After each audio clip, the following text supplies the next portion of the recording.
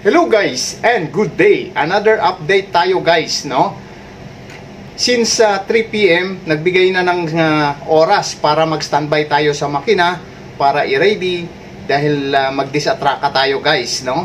Pero inabot na guys ng 7 PM ngayon at still hindi pa tayo nakakaalis.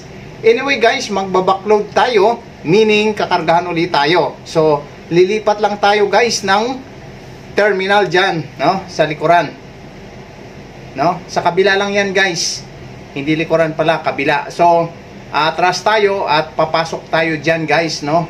Sa kabilang terminal, at dyan tayo magkakarga ng kerosene naman ang kargamento natin guys, at dadalhin natin sa kabilang puerto.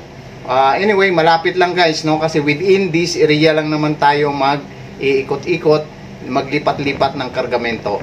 So that's all guys, yung update natin, at tuloy pa rin yung standby natin hanggang sa dumating yung piloto. That's it guys, and have a good one.